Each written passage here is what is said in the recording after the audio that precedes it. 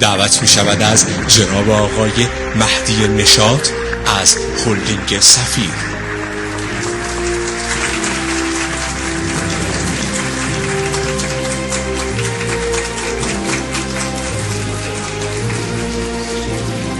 درود و ارادت، عرض ادب و احترام و روز بخیر دارم. چقدر خوشحال و خرسندم که امروز اینجام.